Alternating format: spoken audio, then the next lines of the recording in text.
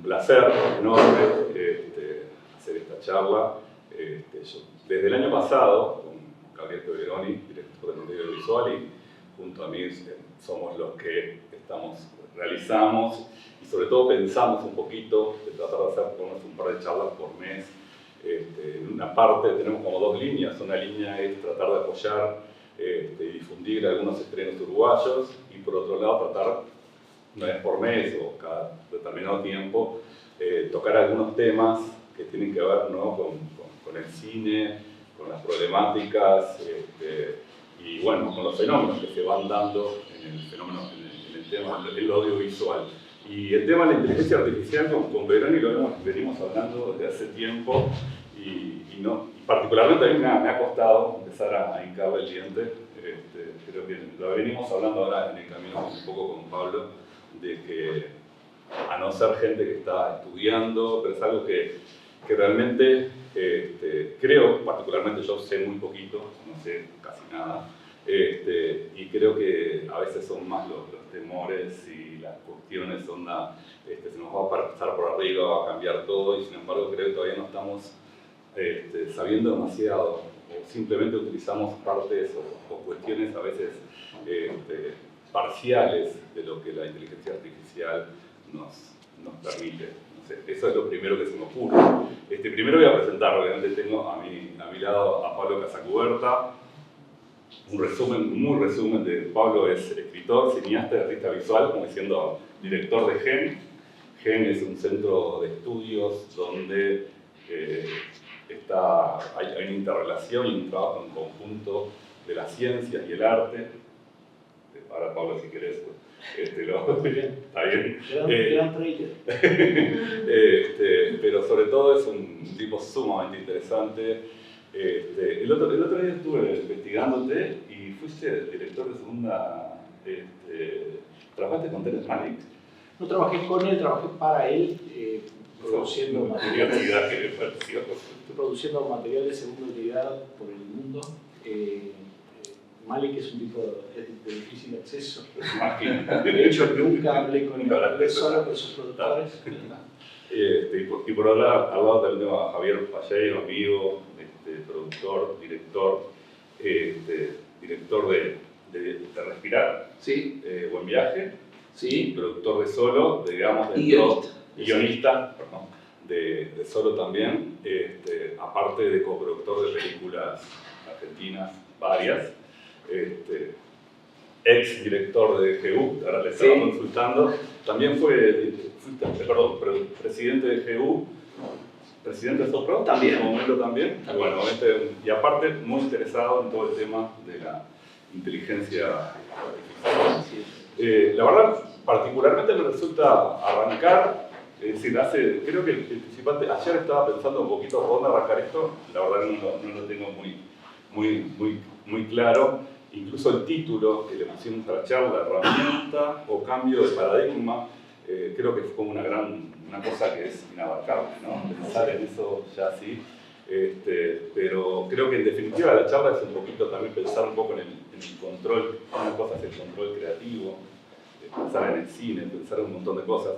Es decir, creo yo que el cine es un poco hijo de la tecnología, ¿no? Empecemos por ahí, ¿no? Es decir, el cine mudo, el cine después obviamente hablado, después pasamos al color, pasamos del acetato al celuloide, del celuloide al digital, pero siempre es como una herramienta que está a favor, o que está al servicio, mejor dicho, del director, del creador.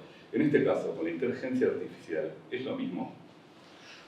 Vamos a empezar capaz que por ahí, arrancamos un poco de historia. Hoy viste que te dije que estaba como... me desperté en una mañana religiosa, así que puede estar un poco raro, pero bueno, cada uno me desperté así.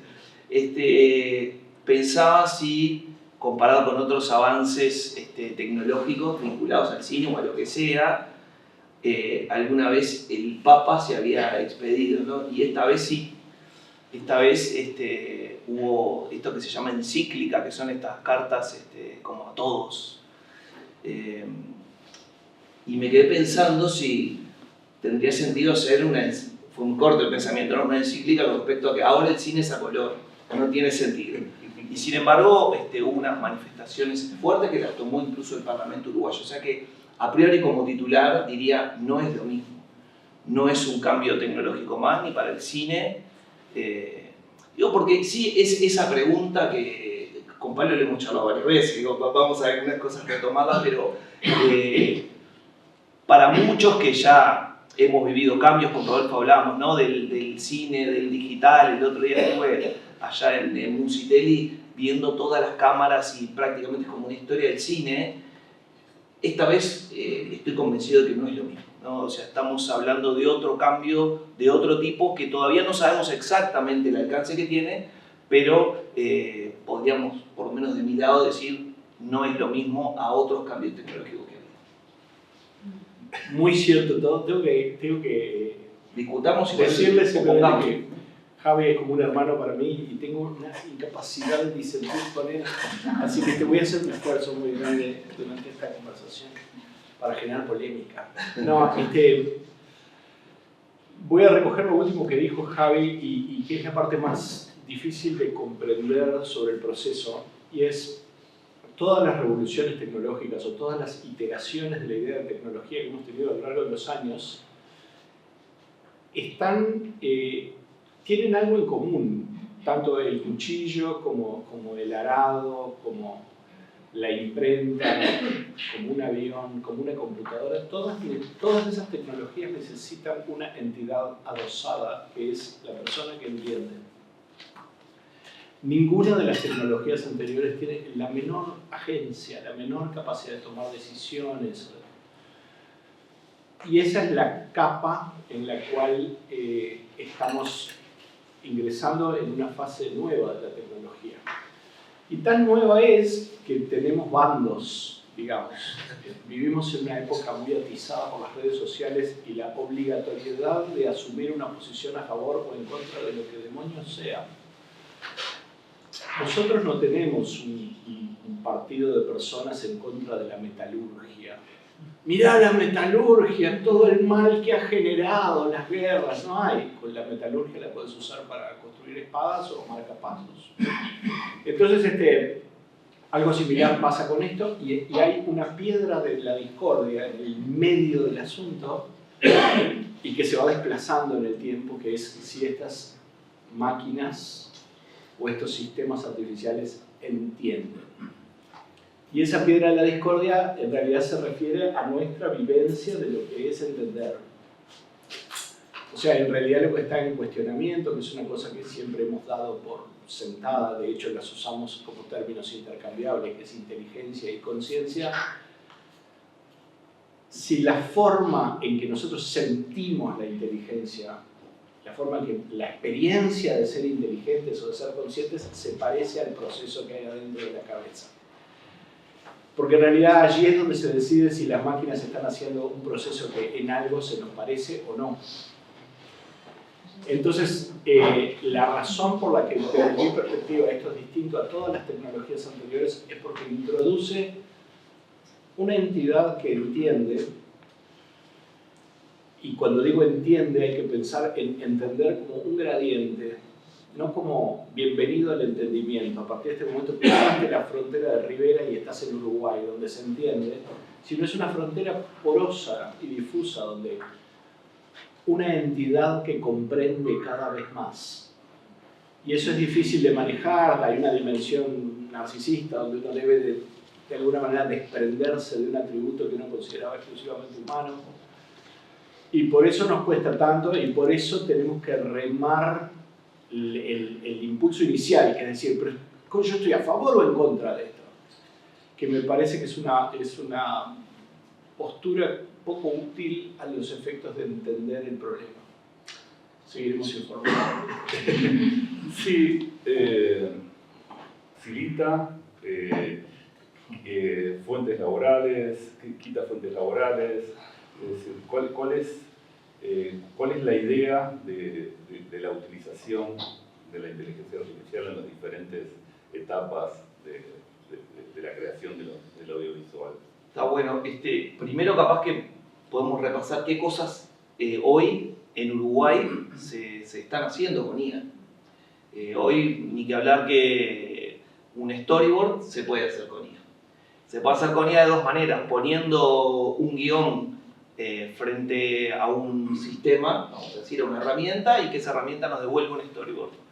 Eso sería una manera. Otra manera es usar a una herramienta de inteligencia artificial como normalmente trabajamos con dibujantes, y es pidiéndole cada detalle de lo que queremos que ese cuadro contenga.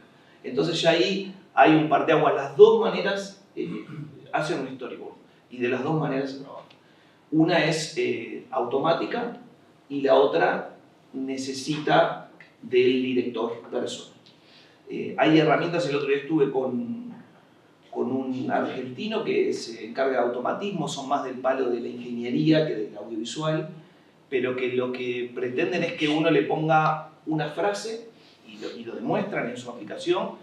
Esa frase genera una sinopsis. Si uno le da el OK, esa sinopsis genera un storyboard. Si uno le da el OK, ese storyboard genera un cortito audiovisual. Entonces eso existe. Y eso prácticamente que el lugar que deja para el humano es la idea, o lo que desea hacer. ¿Y quién es el autor de eso? Bueno, hablamos de eso. Sí, bueno, es un gran debate. Sí, pero seguí con esto, perdón. Siento que... Hola. Sí, perdón. Informes.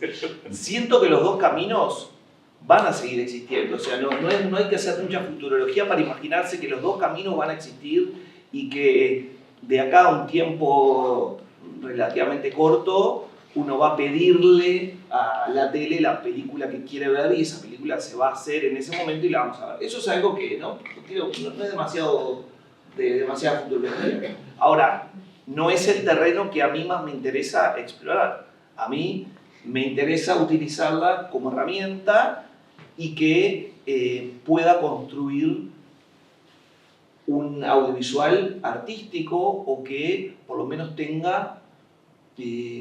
transmita lo que yo quiero, la historia que quiero contar. Facilite procesos. Sí. Que ahí justamente me parece que está la piedra de toque del problema, que es cuál es nuestra actitud con respecto al proceso. Porque en general, cuando la gente piensa en la medida en que la inteligencia artificial ageniza o aliena el proceso creativo, piensa en ese modelo donde vos le decís: quiero una película en el estilo de Wes Anderson, y te la hace. Eso describe una aproximación posible. Y en general la gente piensa en términos de que la inteligencia artificial le quita control creativo al creador. Que se lo quita si querés.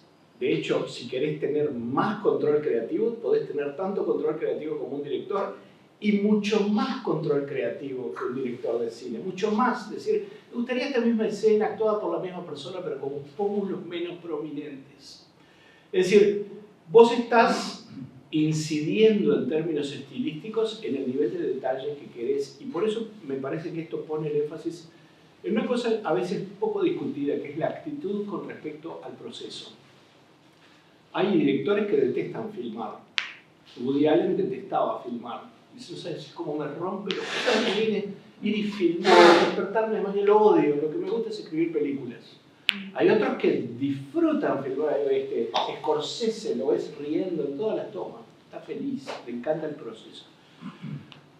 Después de Bas Ferreira, nuestro filósofo más prominente, el maestro Tavares, decía: el camino es la recompensa. A nosotros el proceso nos enriquece, ¿verdad? Un actor te enriquece. Se enriquece el proceso. Que se nos vaya la luz en la mitad del rodaje nos enriquece desde el punto de vista que nos ayuda en términos de mejorar nuestra paciencia, pero no enriquece el proceso creativo.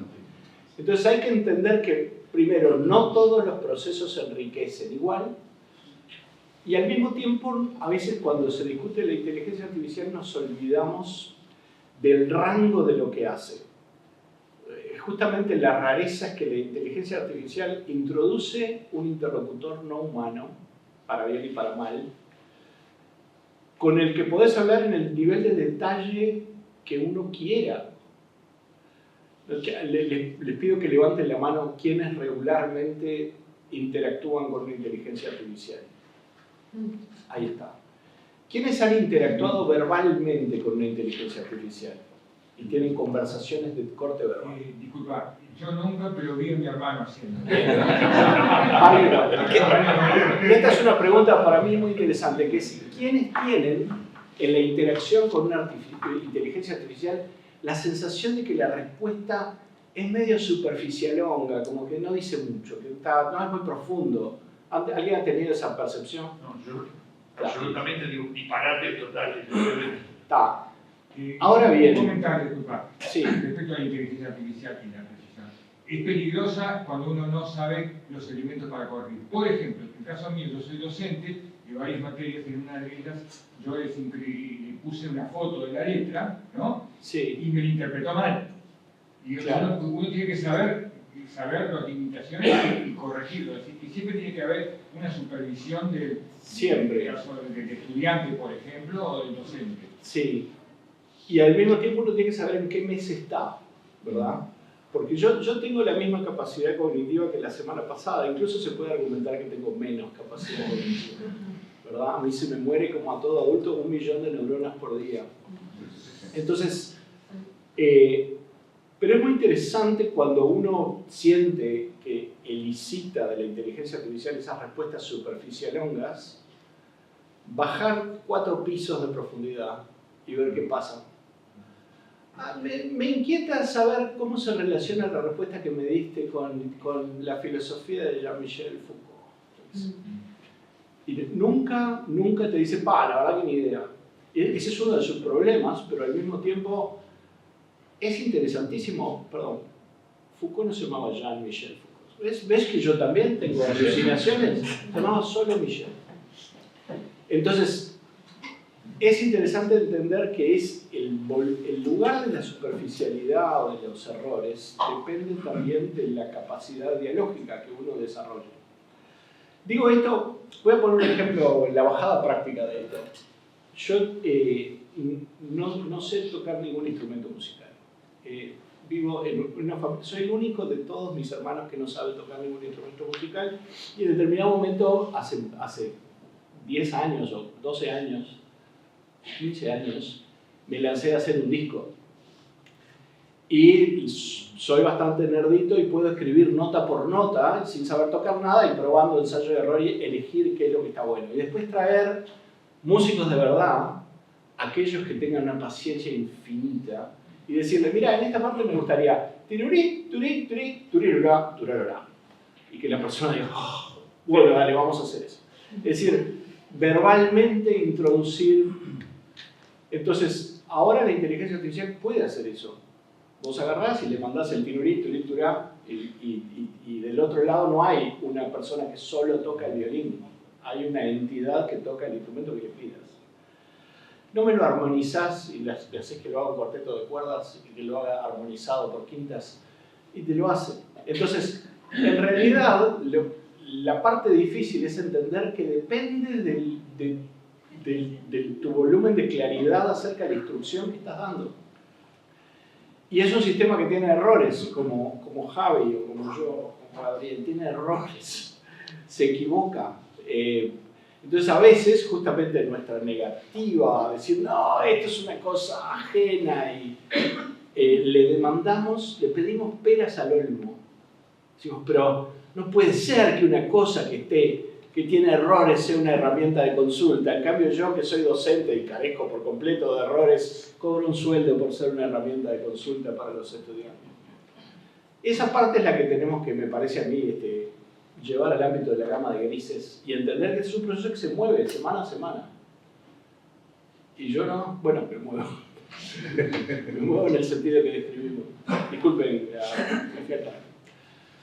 No, quería aprovechar para, hablando de herramientas prácticas del cine, justo ahora nos pasó hace poquito un caso que antes hubiera sido un caos. Una película en la que el director siente que le faltan 5 momentos claves y que no le quedó tan bueno. Esto es un caso real, contemporáneo, que está sucediendo en este momento.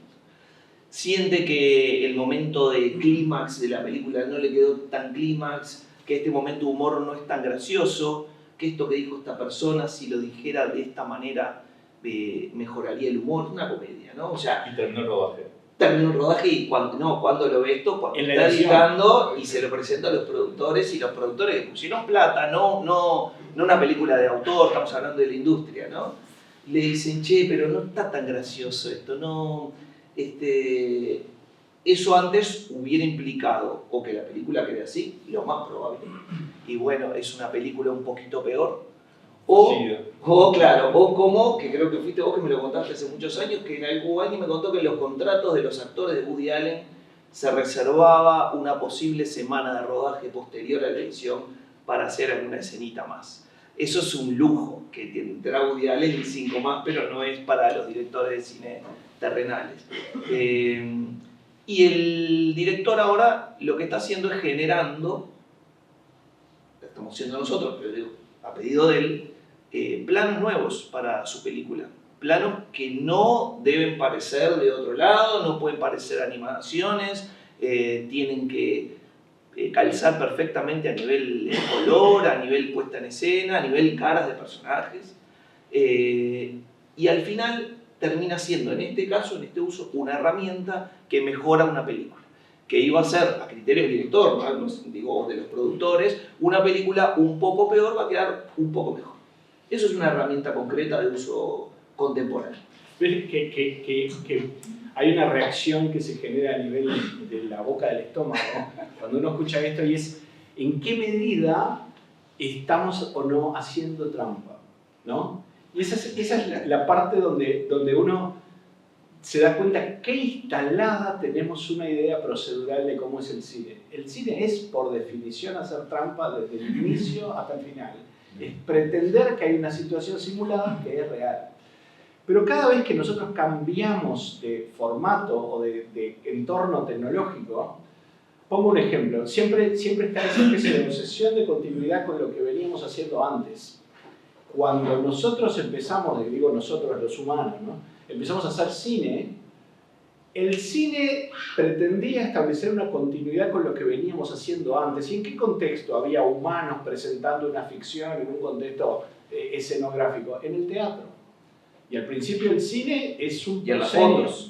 Entonces las películas, al principio, las primeras películas mudas son todas en plano general. Porque te están presentando todo el escenario. Y de hecho, cuando empieza a haber planos medios, hay personas que se quejan en la taquilla. Si hay un momento que me gustaste un pedazo de la película, perdón. Entonces, esa ilusión de continuidad nos hace olvidar que eso que estaban haciendo en el escenario antes era enteramente fabricado. Este caso que cuenta Javi es buenísimo porque es una película que cumplió con todos los peajes de una película.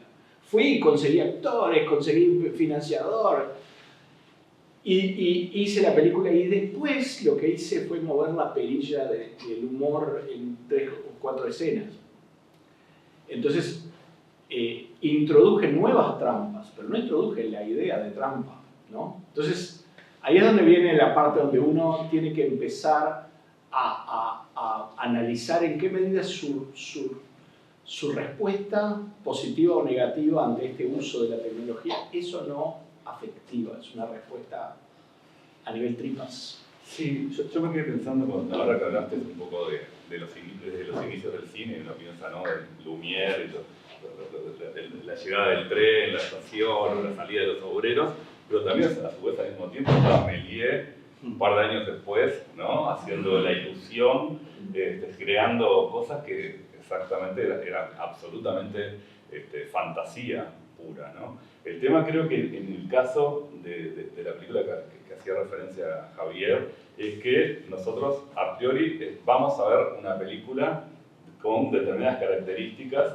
en la cual consideramos que hay cuestiones que no van a ser ilusión, que no van a ser, ese creo que es el quiebre, ¿no? Es decir, nosotros si vamos a ver una película de animación, una película fantástica, donde a priori ya estamos preparados a algo que realmente nos va a sorprender y que no tienen nada que ver con cierta verosimilitud o realidad que estamos ya preparados, lo aceptamos como tal. Ahora, vamos a ver una película con actores, con una historia determinada, pero en el medio aparecen la inteligencia artificial representando de alguna manera algunas escenas en las cuales ese actor no está, pero sin embargo aparece.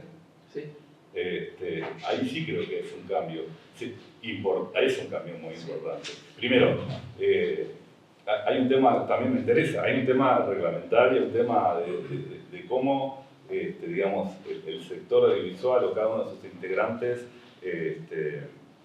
aceptan, asumen y acuerdan ser parte de esta nueva forma de hacer una película, o no, y cuál es digo, Y si hay que avisarle al público. y también, esa es la otra, es decir, tiene que aparecer, estas escenas deberían de aparecer, esto no. Pero eso es una pregunta interesante. ¿Por qué demonios debería aparecer? Yo le exigí alguna vez a un director que me diga, estas situaciones no son reales, son actores pretendiendo que son personajes, nadie de las personas que viste morir en cuadro murió de verdad. Es un contrato ya establecido. No, y está el gran engaño. De una Sí, pero narrativa. esto que estás viendo, a este actor que estás viendo actuar, no está actuando. Claro. Sí, y al mismo tiempo. Bueno, Y justamente por eso me parece que es una conversación interesante que hay que tenerla desde un lugar desprejuiciado.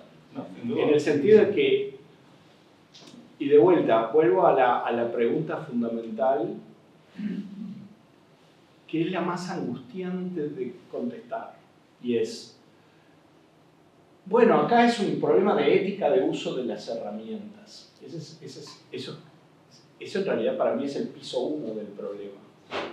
El piso 2 del problema, que es el año 98, 99, digo, el año 2028, 2029, ¿ves que alucino? Vieron que soy la entidad que alucina y sin embargo mi hijo me quiere igual. Que es el hecho de que hablar de esto simplemente como una herramienta prescinde de la cuestión fundamental, y es que es una herramienta que entiende. No entiende, simula que entiende. Pero está en la base del problema, estaba esta discusión acerca de cuánto estamos dispuestos a simular. sí. En vez de pensar, mira, esto es una larguísima historia de simulación. Segundo, la vivencia interior de la inteligencia no tiene un poco que ver con lo que pasa dentro de tu cabeza. Vos en realidad sos un pobrísimo notario, y cuando digo vos es la parte de uno que uno llama Pablo. Es un notario que en general es el último en enterarse de todos tus procesos mentales, que se hacen en paralelo, que se hacen sin ningún control de tu persona y que son procesos mayormente computacionales, hechos mediante mecanismos fisiológicos, pero que en última instancia están decidiendo cosas en función del procesamiento de una información de entrada y de una salida que es conducta. Entonces tenemos una idea tan distorsionada acerca de cómo funciona la inteligencia que cuando vos ves una entidad que presenta comportamiento inteligente, lo primero que hacemos es decir, no, eso no es inteligente. En vez de pensar, capaz que tenemos que considerarlo una herramienta, capaz que tenemos que considerarlo un colaborador, con el que tenés un diálogo tan fecundo como vos quieras, y que ese colaborador es distinto en su funcionamiento a todos tus demás colaboradores y que depende de tu disposición afectiva hacia el proceso. ¿Te gusta el proceso? ¿Te gusta llegar al rodaje a las 5 de la mañana, compartir unos bizcochos con los amigos, tomar un mate, empezar el proceso, reírte en el camino? Hacelo. Sos una persona en una habitación en Tacuarembó y quieres hacer una película de zombies y no querés atravesar ese proceso y querés simplemente decidir cada cuadro en una computadora personal, hacelo. Y pensar en esto como un espectro de interacciones posibles, en vez de como categorías discretas. Porque hay una tendencia que no nos gusta aceptarla, que es la tendencia gremial, en el sentido gremial que tenía la palabra gremial en el medioevo, Mirá, nosotros somos los picapedreros. A mí me costó muchísimo tener este cargo. No vengas vos de un pueblito, no sé qué, que inventaste la sierra de mármol. No me jodas. A nosotros nos costó mucho estar acá. Una parte del cine, yo estudié cine, ¿no? Así me va. Y el director de la escuela, el primer día, dijo: ¿cuál es la tecnología con la que se hace el cine? ¿Cuál es la tecnología más importante involucrada en el proceso cinematográfico? Y todos levantaban la mano y decían: la cámara. El tipo decía: el cine se hace con teléfono. El teléfono es la herramienta con la que se hace cine, hablando con personas, pidiendo financiación, teniendo reunión. Esa es la tecnología que hace las películas. La cámara funciona 2 meses y el mecanismo de interacción humana funciona 4 años para hacer una película. Entonces, hay una dimensión gremial que es tipo: pero yo para hacer este corto trabajé 5 meses y estos 2 pibes en una habitación hicieron un corto que luce mejor y lo hicieron sin atravesar ese proceso. Y eso produce una sensación de enojo que también hay que manejar. Vos hiciste una pregunta que no te contestamos, ninguna de tus preguntas la contestamos, que es si esto democratiza. Mi respuesta es sí. Ese pibe en una habitación en San Pascasio no es que rehusó atravesar el proceso cinematográfico, no tenía acceso al proceso cinematográfico, no tenía acceso. Iba a presentarse sin historial académico ni historial de realizaciones a una financiación y no la iba a ganar. Porque este es el mundo en que vivimos. Para ganar una financiación no alcanza con tener una idea maravillosa, tenés que tener todo un track de entrega y sufrimiento comprobado. Quiero debatir contigo. Entonces, hay una dimensión en la que democratiza. Y hay otra dimensión. Por eso digo, no es... De vuelta, vuelvo a la idea del espectro. No estoy ni a favor ni en contra de la metalurgia. La metalurgia está metida en nuestra vida y por eso hacemos cañones y marcapasos.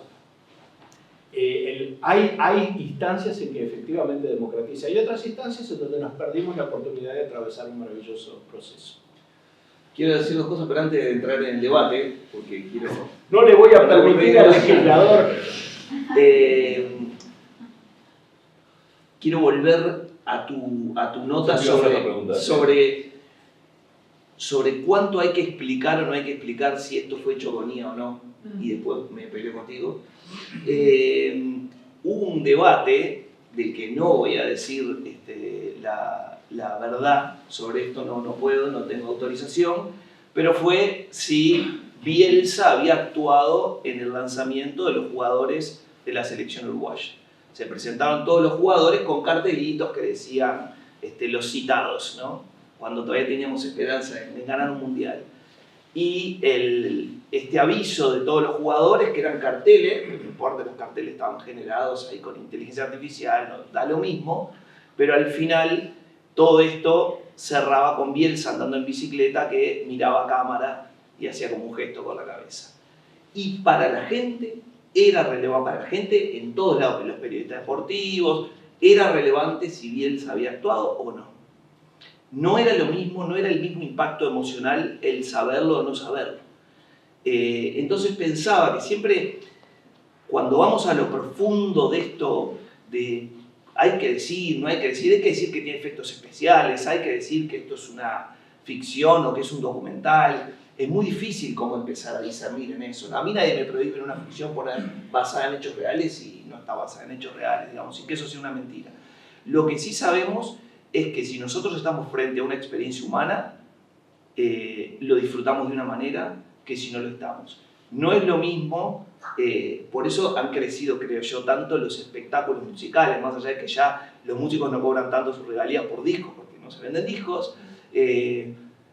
Nosotros también nos hemos acostumbrado a disfrutar del espectáculo. Yo volví a ir más al teatro últimamente, o sea, dejé de ir un tiempo porque me da esa experiencia humana de lo otro que ya es como una duda y el acceso tan fácil que tenemos al cine hoy. Está democratizado el cine y bueno, yo que sé, al ver cine. Antes era muy difícil ver películas, ¿no? Había que conseguirlas. Ahora están todas, vemos películas remotas. El problema no son la creación de películas y la cantidad de películas, el problema es conseguir los lugares donde ver películas. Yo como distribuidor digo, tengo una oferta ilimitada de poder generar películas.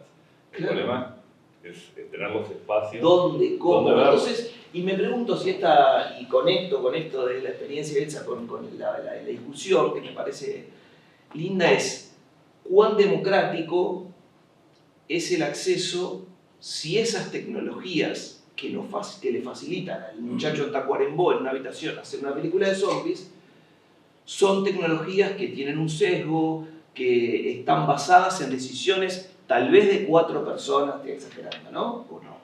De 4 personas en el mundo que determinan cómo se hace, cómo se debe usar y qué genera.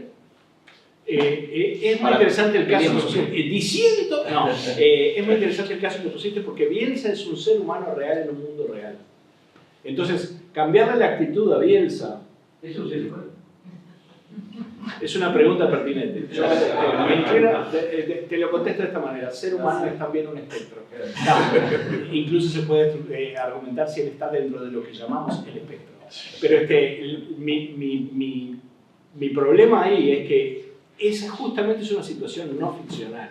E introducir un elemento ficcional cuando estás justamente hablando de algo no ficcional distorsiona tu percepción de la selección, el país, las posibilidades uruguayas en el mundial. Esto que hablamos es otra cosa. De hecho, vuelvo al asunto de los sesgos. Hace poco me tocó ser jurado en un festival internacional de cortos hechos con inteligencia artificial.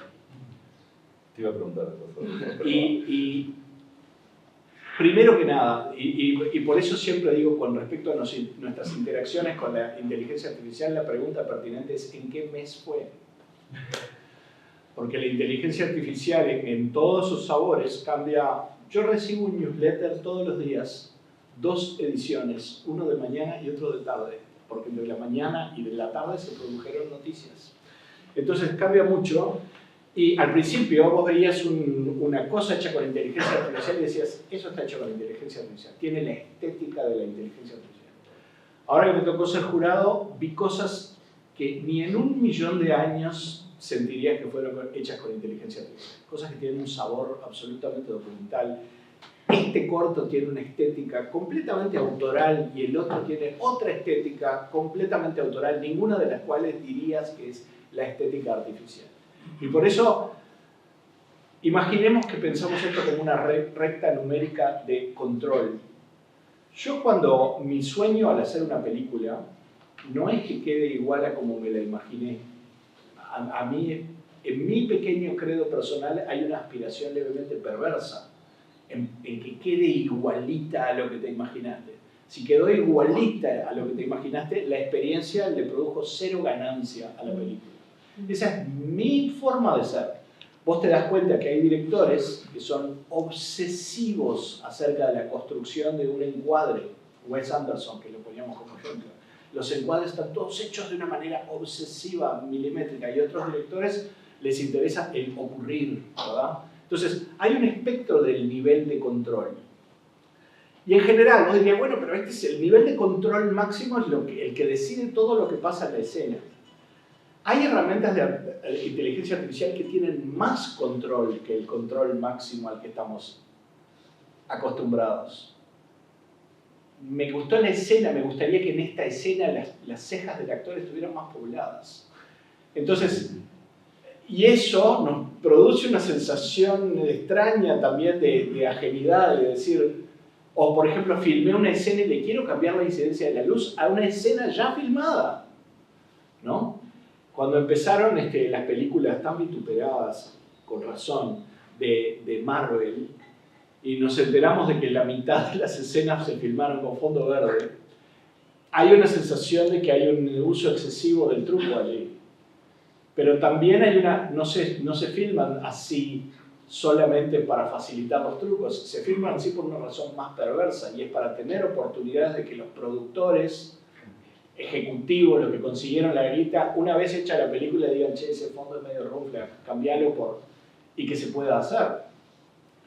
Entonces, en todas esas situaciones nosotros vemos una degradación del hecho del cine. ¿Qué querés lograr? ¿En qué medida lo que vos querés lograr tiene que ver con un cierto mensaje? ¿Sabés lo que querés decir o qué querés encontrarte lo que querés decir? Todas tesituras igualmente válidas. pero que cuando ponemos la pregunta basada en la tecnología, nos da un salvoconducto para saltearnos las verdaderas preguntas, que es, ¿por qué quieres hacer una película? No digo que hay una respuesta discreta para esta pregunta, lo que quiero decir es que hacerte esa pregunta es un proceso. Y a veces poner el énfasis en la discusión de la legitimidad de la tecnología, primero, te impide entender casos como el que contaba Javi, donde la tecnología entra a la cancha para resolver, no sé si resolver o abordar problemas concretos. Ojalá resolver. Ojalá resolver. Espero que te salga bien, Javi. Muchas gracias. Y también películas que están íntegramente hechas. En este festival, la película que ganó era una película china, que era un cine iraní del mejor, en términos de composición, de cuadro, la veías y decís, esto es hermoso. Una película filmada en el Tíbet, y digo filmada porque estaba ambientada allí, ovejitas, montañas, todo era absolutamente verosímil, los encuadres eran de un buen gusto increíble. Y la razón por la que se hizo con inteligencia artificial era porque era difícil llevar hasta esa altura de la montaña un crew de 20 personas. Y esas personas no tenían posibilidades materiales de hacerlo. El guión fue hecho por inteligencia artificial. No, y además eso es lo que te digo. Vos podés pedirle a la inteligencia artificial que te asista en el guión, o podés no pedirle. Y por eso la pregunta es acerca de las personas, no acerca de la tecnología. Dentro de las preguntas que creo que no me contestaron, ya que estamos. Pido perdón, somos varones. Cuando hablabas del proceso de creación, bueno, de una película o de bueno, temas o creaciones publicitarias, y hablaba también el tema de los empleos y de cómo se produce. Hay un cambio, obviamente, sin duda que hay un cambio en cuanto a roles, Sí. sin duda. Pero cada vez se va achicando más los equipos. Hay un tema también que va por ese bueno, ahora yo también quiero agarrar, se nos está yendo, me parece muy interesante, pero yo en algún momento quisiera agarrar el tema laboral, el tema de la aparición del Estado, ¿no? Digo, de alguna manera también qué rol va a jugar o tendría que, o que está jugando o que tendría que jugar los diferentes estados, y en el caso particular ya estuvimos hablando un poquito con Pablo, me parece también que Pablo hable un poquito de su visión de lo que desde Uruguay se podría llegar a empezar a hacer, ¿no? Como un país también con unas características particulares, y yo lo he escuchado hablar en otras instancias también de la importancia o de que Uruguay tiene como antecedente el plan, por ejemplo el plan Ceibal o otros planes, digamos, que permiten de última incidir en determinados procesos que tienen que ver con la educación, con la tecnología y con un montón de temas que de repente en otros países mucho más grandes es mucho más difícil. Es decir, son distintos temas que quiero empezar a... Es que están todos por lo mismo. El hecho laboral, por ahora, no ha tenido ese impacto revolucionario. De hecho, los equipos de cine, te diría que son cada vez más grandes, si lo comparamos con el cine del 2000. Cómo se hacían las películas. Hoy, en general, a pesar de que hay tecnología para hacerlas con menos equipos, las películas se están haciendo con equipos más grandes, o sea, con más cantidad de gente. Las películas, o sea, la mayor parte de las películas, habrá como todo, uno puede salir con su cámara y hacer una película, pero las películas que se están haciendo hoy siguen teniendo equipos y con más gente que cuando se hizo 25 watts o Whisky, por decir dos películas de principio de siglo. De todas maneras, hay cierta amenaza, sobre todo en lo que tiene que ver con lo industrial. Pero la gente muy rápidamente, acá tenemos un gran ejemplo, nuestro querido Marco Vecchio, que la gente de postproducción, que fueron los primeros quizás que dijeron, che, esto tiembla el mundo, se adaptaron, y lo que termina sucediendo por el sistema capitalista que nos rodea es que el mundo le exige más eficiencia en realidad. No es que hay menos gente, habrá que ver la situación laboral concreta de cada uno, pero sí que hay una exigencia de mayor eficiencia, de que quede mejor y más rápido. Entonces, yo diría, en el mundo general de la postproducción, quizás lo que ha pasado es eso, un aumento de la presión de tiempos y exigencia, y de qué se puede lograr. En el mundo de la llamada telefónica sigue siendo, como siempre, por ahora, con facilidades y con mayor exigencia de vuelta con los tiempos, con la productividad, pero no en cuanto a la fuente de trabajo. Todavía. Hay una reducción Voy de a- costos. Hay una reducción de costos, pero sin embargo el costo de hacer una película hoy en Uruguay es más que hace 10 años. Voy a introducir una nota tenebrosa porque siempre Introduce. nuestro trabajo es introducir drama en el primer acto. Estamos en el tercero. Acá de vuelta hay que hacer un corte de aguas acerca de dos posiciones. Uno de mis temas, y es justamente a lo que le he puesto mucha carne en el asador, es a la concepción de políticas públicas vinculadas a la inteligencia artificial, que es un tema que en general la humanidad viene posponiendo o abordando desde una sola perspectiva. Y hay dos paradigmas acá, muy importantes, y vuelvo a insistir en cuál es esa piedra de la discordia, y es si esta tecnología entiende o no. Y digo eso porque si vos pensás que la tecnología entiende, las políticas públicas que hay que hacer son unas. Y si vos entendés que no entiende, las políticas que hay que hacer son otras.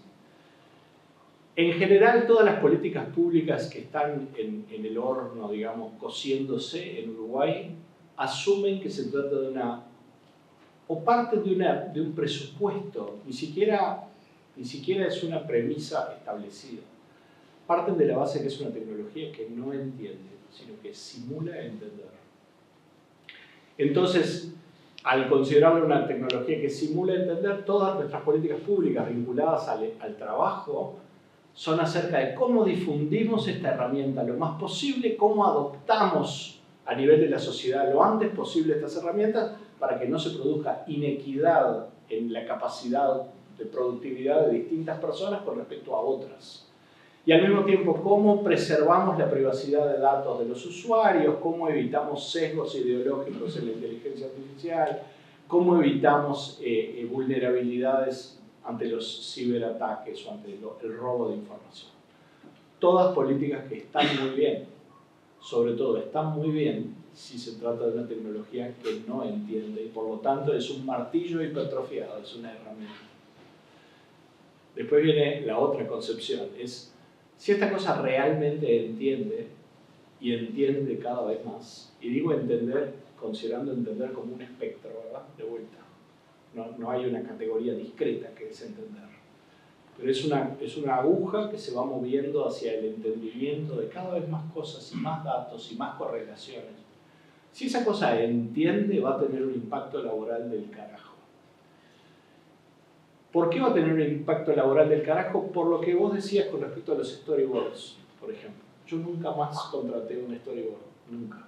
Nunca más le pagué a un ser humano por hacer un storyboard. Ese trabajo no lo contrato nunca más. Y soy un contratante minúsculo, un realizador independiente, un piojo.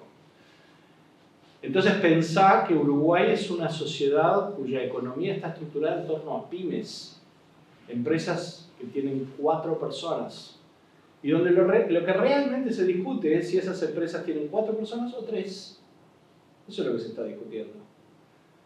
Y no sé si esa empresa lo que quiere es aumentar desesperadamente su productividad. A veces esa empresa lo que quiere es sobrevivir.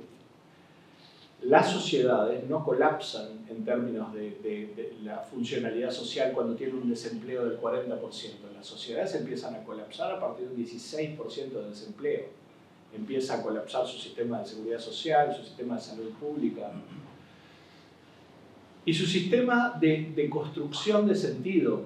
Uruguay tiene un 300% el volumen de suicidios promedio en América Latina, ¿verdad?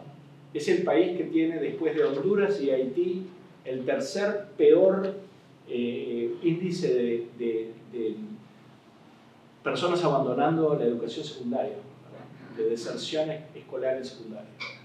Tiene una serie de problemas de construcción de sentido, tiene un problema demográfico gigante, una fuga de personas jóvenes gigantesca. Entonces, no es una sociedad que no tenga problemas. Yo soy un entusiasta de las políticas públicas que ha hecho Uruguay, un entusiasta del Ceibal, de la reconversión energética, pero nuestra situación no es halagüeña. Y realmente tendríamos que estar considerando políticas públicas de contención de la inteligencia artificial en el ámbito del trabajo. Porque en general es lesivo para la imagen pública de un político decir, mirá, estas tecnologías se entienden y una porción de las razones por las que te contratan en función de lo que entendés van a ser realizadas por $20 por mes. Y ahí hay una ecuación que muchas empresas van a optar por esto. Es incómodo de decir, parece devaluatorio de los valores intrínsecos de ser un ser humano, pero en realidad es simplemente darse cuenta que hay problemas, es mejor abordarlo pronto. Entonces, hay una cantidad de, eso es otra conversación, hay una cantidad enorme de discusiones que se están dando, muchas muy constructivas, acerca de qué sería una política pública donde nosotros valoricemos lo estrictamente humano. No valoricemos a Gabriel en función de su eficiencia, sino en función de lo que él trae en términos de bagaje personal. Hay muchísimas iniciativas, algunas son iniciativas legislativas. Yo siento que estamos en una época bisagra muy parecida pongo la analogía al viaje de Valle de Ordóñez por Europa. Cuando fue y tomó nota, no de las ideas que estaban instituidas desde el poder, sino de las ideas que, para enterarte de esa idea legislativa, tenías que tomar un café con un anarco en Italia. Estamos en un momento donde hay que ser muy creativos acerca de qué clase de valorización de lo humano vamos a hacer, que no es la valorización de nuestra eficiencia, porque ahí vamos muertos realmente. Es la valorización de lo testimonial, lo humano, lo sentimental, la capacidad empática, la capacidad relacional de los humanos. No me parece que vamos a salir airosos si no introducimos al diálogo ese impacto laboral y si no analizamos cómo se construye valor.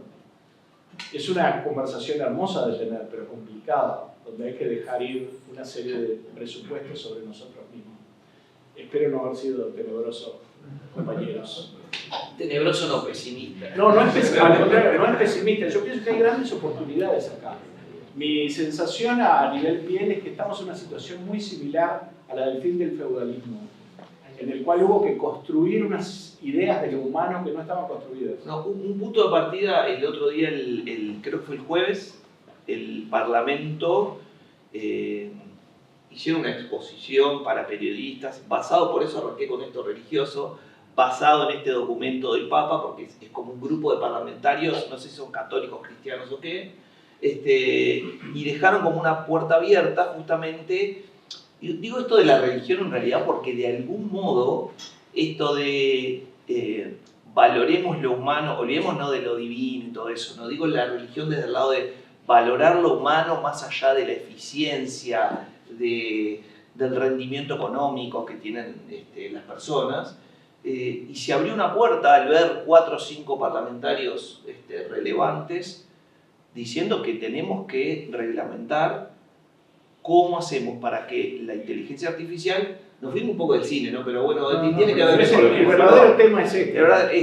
¿Cómo hacemos para que la persona siga estando en el centro y no el capitalismo, digamos? No dijeron capitalismo ellos, por supuesto, porque imagínate. Pero yo lo interpreté así. Sin ánimo de introducir otra nota sombría, ha habido una serie de jornadas de capacitación de legisladores acerca del tema de la inteligencia artificial para entender qué es. Yo he estado oyendo esas jornadas y es menos emocionante de lo que crees.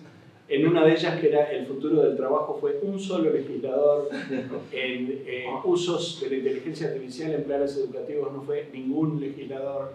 Hay que decir que nuestro Parlamento tiene una comisión de futuro que a menudo no se reúne porque carece del quórum mínimo.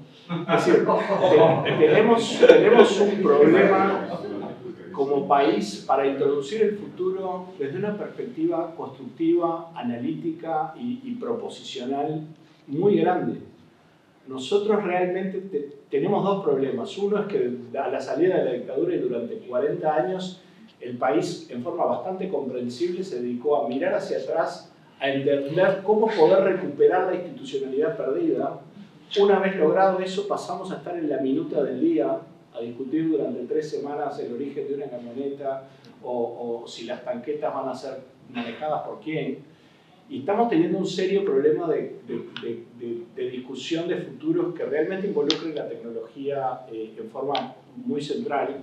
Y al mismo tiempo, la nota buena es que desde mi perspectiva, y acá de repente es el bichito ilusionado que todos llevamos dentro, yo pienso que Uruguay está en condiciones ideales para introducir legislación de vanguardia vinculada con la contención social de la inteligencia artificial. En el origen del siglo XX, cuando se estaba produciendo un desarrollo vertiginoso, un proceso vertiginoso de industrialización en el mundo entero, ese proceso en general tomó la forma de un extractivismo salvaje y de un colonialismo agresivo. En el mismo momento Uruguay, tal vez porque no estábamos en condiciones de invadir a nadie, elige poner el centro de su legislación en el desarrollo humano y en las leyes que tienen que ver con qué hacemos con los trabajadores para que los trabajadores tengan una vida más digna. Generando leyes que desde la perspectiva de la época eran leyes profundamente progresistas, ¿verdad? Entonces, una de las razones por las que se pudo hacer eso es porque Uruguay no cargaba una mochila muy pesada de industrialización e intereses corporativos. Había una mochila y de hecho muchos de estos cambios se hicieron con enorme oposición. Mi perspectiva es que Uruguay en el momento actual está en una situación similar. No tiene enormes corporaciones que estarían en contra de generar legislación. Primero, Uruguay lleva 100 años siendo un banco de pruebas de proyectos legislativos progresistas. Esa posición le sirve a todo el mundo. De hecho, es el banco de pruebas de proyectos de desarrollo para el BID, para el Banco Mundial. Todas esas iniciativas que ha tenido Uruguay las ha hecho porque ha podido y querido, pero también porque es mirado desde la institucionalidad internacional como, mira este país bastante estable, donde es posible establecer una política pública, echarla a funcionar y saber en 3 años si anduvo bien. No tiene una trama de corrupción como muchos países de Latinoamérica, donde pones un influjo de inversión en una política pública y no sabes el destino de la guita. Es como un ámbito bastante ideal para generar estas legislaciones. Mi tesitura es que Uruguay debería en este momento pasar a una actitud mucho más activa y más futurista relacionada con cómo hacemos legislación que dignifique el trabajo humano, la convivencia y la capacidad de generar sociedades viables. O sea, la nota mía en realidad no es pesimista, es optimista, y es la única clave para eso es ver la tecnología como lo que realmente es.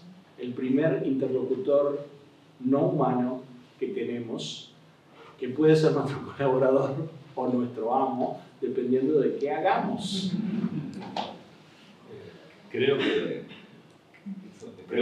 sí, es un buen momento que terminamos positivamente. Aprovechemos una nueva pregunta, seguramente desbarranquemos. La mejor roca para tirarse al lago es a la vuelta. Entonces, en este momento, ¿no?, de positividad, la idea es abrir ahora un poquito a las preguntas de ustedes.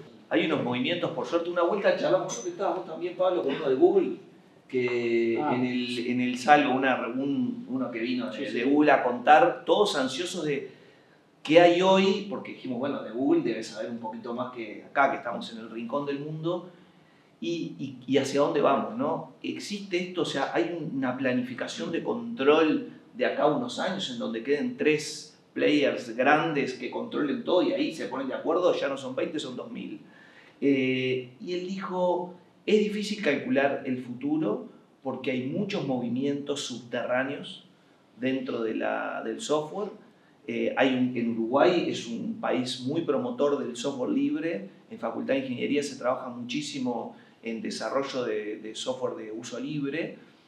Y no digo hackeando, pero un poco sí, estas tecnologías de las grandes empresas se desarrollan también plataformas de uso libre y siempre quedará una rebelión. Ese es el gran problema económico, digamos, por delante, ¿no? Que yo, de hecho, en mis notitas que puse acá, ponía que saqué de, perdón que vuelva al discurso del Papa, que él critica la concentración del poder tecnológico. Aclaro que no soy católico, pero critica la concentración del poder También es un tecnológico. espectro el catolicismo. Sí, también. Está en otra zona del espectro.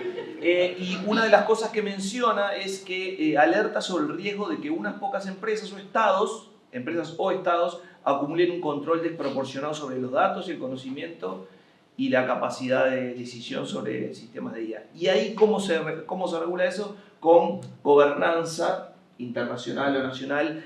Lo que yo siempre me subo a caballito de Pablo con este tema, porque estoy hiper de acuerdo, es que lo que no podemos hacer es darle la espalda como, bueno, esto a ver qué pasa, y ser observadores. Estamos acá por eso, todos nosotros, porque no queremos ser solamente observadores de lo que está sucediendo, y soy un gran convencido de que en Uruguay, por su dimensión, se puede trabajar en la reglamentación y en la política para que no pase eso de los 20 a los 2000.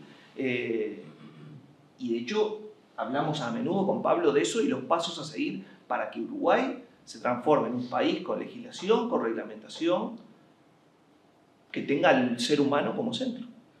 Y que no se pierda en el poder de 3 grandes tecnologías y que se transforme el mundo. Es uno de los grandes miedos, no quiere decir que no vaya a pasar, pero trabajemos sin darle la espalda a eso. Que Complemento eso desde una perspectiva más individual del comportamiento cotidiano de las personas. Hay un riesgo, que de hecho estamos incurriendo en ese riesgo, no solo por la inteligencia artificial, sino por la vida digital, que es el sedentarismo digital.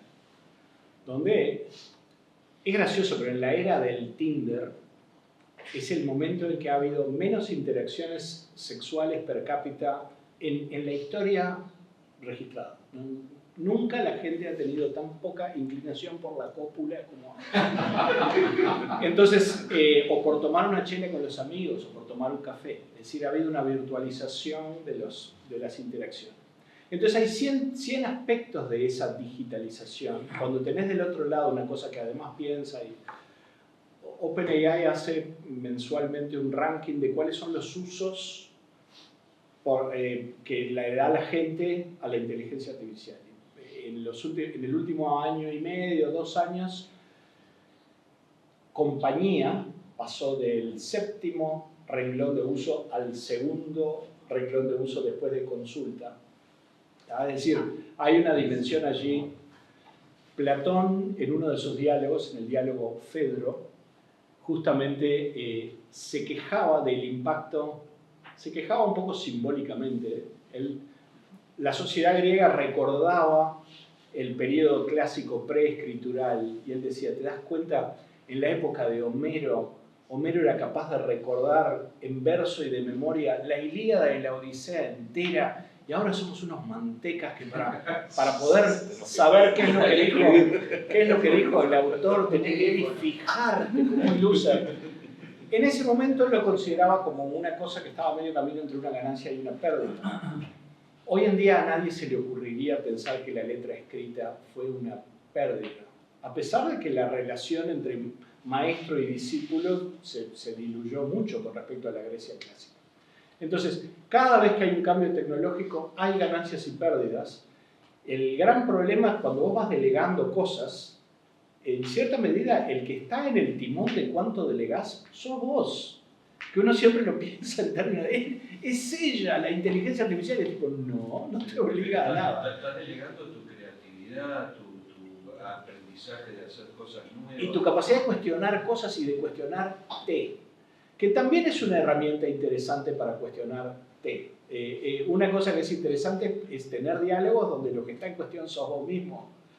Primero es bastante impactante lo mucho que sabes sobre vos. Perdón, Pablo, igual no somos tan libres de qué delegamos. No, por eso, porque el está hecha para generar... El capitalismo, la eficiencia, nos empuja a delegar para ser más eficientes. No, y laboralmente hablando, no en los hobbies. Si uno quiere ir a tallar madera, que siga, eso es otra Sí. cosa. En el trabajo, el sistema nos presiona a diario para ser más eficientes y por lo tanto usar herramientas de IA. Y no tenemos esa... yo no elijo todos los días por placer o porque quiero seguir escribiendo, porque he notado una baja en mi capacidad de escribir. Sí. Y lo he notado a diario, y hace poco además tuve un un episodio en que me vino como una crisis al respecto, porque el sistema de trabajo me obliga a ser más eficiente y el chat GPT me hace ser más eficiente con los textos. Por lo tanto, obligado por las circunstancias, si no quiero irme al campo a cazar y pescar y vivir allí, me obliga a que yo utilice ChatGPT y que si ChatGPT mañana me empieza, no te digo de 20 a 2000, pero de 20 a 25, a 30 a 2000, dentro de 5 años voy a tener que pagar 2000 porque ya perdí la capacidad. Y ahí simplemente, además, sí, depende de vos, pero está eso y también son plataformas diseñadas para generar adicción, ¿verdad? Entonces, igual depende de vos. La heroína también genera adicción. Depende de mí no consumir. Pero no te hace más productivo, ¿no? Bueno, eso habría que hablar con un montón de... Con un grupo de historiadores del cine, con los cuales los que vienen generalmente seguidos a las charlas acá, la mayoría los conocen. Mariana Mieva, que es doctora en historia del cine, me decía, sobre este tema, me decía, ¿sabes qué? John Huston, ahora no me acuerdo el nombre de la batalla y les pido disculpas, llegó a Italia cuando viene la invasión y cuando está el proceso de caída del nazismo, y son las últimas batallas que se dan en Italia. John Huston filmó la batalla, que no me acuerdo el nombre, tendría que googlearla, y filmó supuestamente la batalla real que estaba sucediendo donde Italia recupera toda una zona, ¿no? Y durante 30, 40 años se escribieron muchísimos libros con respecto a esa batalla y a lo que estaba pasando de acuerdo a ese registro que John Huston hizo en ese momento. Años después, se supo que John Huston llegó 3 días tarde a esa batalla. Y lo que sí John Huston hizo fue, lo primero que hizo fue registrar los muertos, que eran los muertos reales, que habían muerto 2 o 3 días antes, y después con los italianos vivos, lo que hizo fue, se animan a reconstruir lo que hicieron hace 3 o 4 días atrás, entonces agarraron las bayonetas, se pusieron en los lugares, dejaron a los alemanes muertos a una distancia, ¿no? Y John Huston, que aparte es un gran director de Hollywood, uno de los grandes directores de la historia del cine, reconstruyó esa batalla. Tratando de acordarme, y no me acuerdo ahora. No es Gallipoli, no. No es Gallipoli, no me sale el nombre, ahora después lo busco. Pero en definitiva, durante 30, 40 años, los libros de historia, y hablando de eso, tomaron esa batalla como una batalla real. Entonces, hubo coloquios, debates entre historiadores sobre esa batalla, hasta que en la década, no recuerdo si 60 o 70, se dieron cuenta de que no era real. Perdón, la guerra de Cuba, en la que incurre Estados Unidos contra España, surgió a partir de evidencia fotográfica, que era construida. Digo esto porque parece como que hubiéramos inventado el problema de la verdad hace 25 minutos. La verdad siempre fue laboriosa y supone una actitud activa e investigativa. Se sigue cuestionando la llegada del hombre a la luna. Bueno, igual no podría hablar de verdad como verdad histórica, ¿no? Perdón, ahí sí. enseguida, sí. Vos. Y Pablo también. Que... No, creo que él está... Sí, pero decimos... bueno, ¿cómo se legitimiza una tecnología que me parece imparable e incontrolable al mismo tiempo de que no se pierde competencia internacional? ¿O cómo se empieza a pensar una idea de hacer algo así?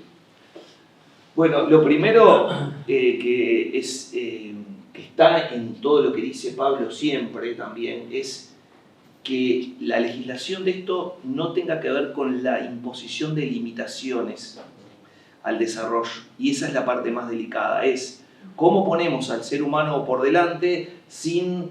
es como si, digamos, sin legislar, imaginémonos en la revolución industrial, no podemos incluir máquinas de vapor porque para defender estos puestos de trabajo. Ahí pasa lo que decís, perdés competitividad, desaparecemos en el mundo. Sería una opción, pero creo que no es la que pretendemos. Yo siento que la base está en lo educativo, en la formación de las personas y en el uso ético de las herramientas.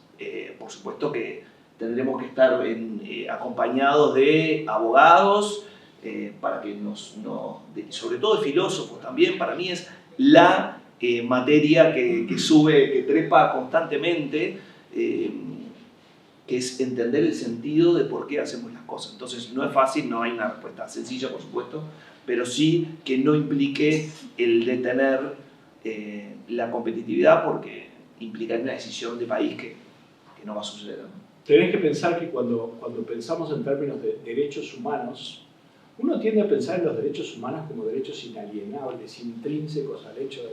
Pero los derechos humanos tienen 25 minutos en términos históricos, ¿verdad? Y la introducción de los derechos del hombre que ocurre en la Revolución Francesa genera una idea de valores intrínsecos que estaba sugerida en el pensamiento judeocristiano y en partes del pensamiento grecolatino, pero todas las sociedades han tenido dimensiones de exclusión gigantes. Desde ese momento a la fecha han ido aumentando los derechos. Cada aumento de la idea de vos tenés el derecho a tal cosa, de hecho se votó ayer en el Parlamento el derecho al acceso a la ciudad, que todavía es difícil de definir, pero esos derechos suponen un cambio epistemológico, un cambio en términos de cómo el conocimiento de lo que es un ser humano va cambiando. Entonces, eso supone también una redefinición de cuál es el objeto de vivir. Cuando se hace la transición del feudalismo al capitalismo, se introducen muchas dimensiones nuevas, sí que nosotros las vivamos como grandes transiciones, pero son enormes. Por ejemplo, una idea que es la vocación. Contame qué es lo que querés ser. Eso no existía. Es tipo, bueno, mi padre fue labriego, yo voy a ser labriego. Mi padre era talabartero, yo voy a ser talabartero. Es lo que se hace, ¿no? Entonces, ideas como la vocación o la movilidad vertical, yo nací en este estrato socioeconómico, pero aspiro a cambiar de estrato. Todas esas son ideas que se introducen. Yo siempre trato de pensar en la historia en términos que pueda tocar. La Revolución Francesa es hace 237 años. Esos son 2 veces y media mi mamá, puesta una atrás de la otra. O sea que muchas de estas ideas ocurrieron anteayer. Y pensar en términos, bueno, ahora, ¿qué sería la forma en que nosotros definimos el propósito de vivir? Mujica solía preguntar, ¿cómo es que estamos definidos estrictamente en torno a lo que producimos? ¿No habrá otra? La segunda cosa que te preguntan a vos sobre vos, ¿cómo te llamas? ¿Y qué haces? Ese qué hacer ha estado definido por la posibilidad de generar bienes y servicios. Capaz que esto es una oportunidad para generar otras capas de valor que supone una dimensión legislativa. El ejemplo más tangible y práctico en Uruguay es el Sistema Nacional de Cuidados. ¿Vos por qué cuidabas a la tía Paca? Y bueno, porque es lo que hago. ¿Y cuántas horas le dedicás al cuidado de la tía Paca? Y como 5 horas por día. ¿Y cuánto cobras? ¿Cómo voy a cobrar por eso? Es la dimensión humana. Alguien en determinado momento dijo, no, esto es un trabajo monetizable. El Sistema Nacional de Cuidados es todavía muy incipiente y tímido y se puede cuestionar o no su eficiencia, pero estrictamente es introducir una dimensión económica en una actitud humana cotidiana. Por eso te digo que hay una dimensión que tiene que ver con dimensionar a los humanos. Es una oportunidad para decir, che, bueno, ¿qué marco legislativo? Y después está la competitividad, ¿no? O sea, la soberanía a la que nos referíamos. La soberanía actualmente se está convirtiendo en una cosa bastante transnacional, ¿verdad? Porque en última instancia los que poseen tus datos son corporaciones, que son supranacionales. Una porción de estas corporaciones son chinas, ¿verdad? Entonces, ¿en qué medida nosotros generamos, y ahí viene el hackeo al que se refería Javi, islotes donde somos dueños de generar espacios donde nuestros datos se ocupan de nuestro bienestar y no de nuestra explotación? Y por eso te digo que cuanto antes nos demos cuenta de la dimensión del problema, mejor va a ser nuestra posibilidad o sea, hay que trascender la idea de, bueno, estas son herramientas que hay que democratizar. Hay más cosas que hacer. Son preguntas más que van al caracú del asunto. ¿Qué es ser un ser humano? Pablo, y primero había levantado, sí, Sí, vos estabas antes, me parece. Bien, Muy buena pregunta, porque ahí va el tema de la construcción de sentido. Yo te tengo que confesar, yo mucho más que un realizador cinematográfico, soy un escritor.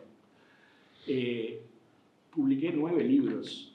Me importa la literatura, es una cosa a la que le he entregado horas y proceso gozoso toda mi vida.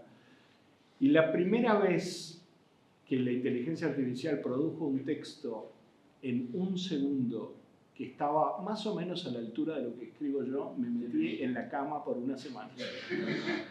Entonces hay una dimensión que tiene que ver con la vivencia de ese otro. Y ese otro te dice, pero estoy trabajando para vos, Pablo, decime lo que querés, estamos juntos. Y además te lo dice en términos apreciativos de tu persona, y te dice, no, porque... además cuando tenés una cierta trabajo público, te conoce mal, boludo. Es una cosa que dice, no, pero Pablo, eso no está de acuerdo con lo que decís en general, contame qué cambió. Es heavy. Entonces esa vivencia me parece que ahí está una de las raíces del problema. Qué bueno que lo traigas a colación antes de que terminemos, porque... Así terminamos bien felices. Y vuelvo a nuestro filósofo nacional, el maestro Tavares. El camino es la recompensa. Entonces, pero tenemos que entender qué partes de ese camino producen satisfacción y vuelvo a la idea que debe para mí subyacer en toda legislación, que es procurar la felicidad pública. Yo no sé si se logra tener mucha más felicidad teniendo mucha mayor eficiencia. Puede ser que sea uno de los vectores de la felicidad, pero hay otros que claramente apreciamos. Entonces, ¿qué es lo que sentimos? ¿Qué es lo que siente el loco al que le arreglaste el humor de la película cuando se mira al espejo y se afeita y piensa, la puta madre, no sé filmar cosas graciosas, me lo tuvo que arreglar Javi? ¿Qué pasa allí a nivel subjetivo, personal? Y esa es la clase de indagación que hay que hacer. ¿En qué medida esto produce o no felicidad? ¿Qué otras dimensiones hay que tengan que ver con lo humano y cómo se siente el bichito humano? ¿No? Bueno, creo que ya pasamos un poquito. Estaba Esta primera hora estuvo buena. Ahora hacemos una pausa para comer, volvemos a las 4.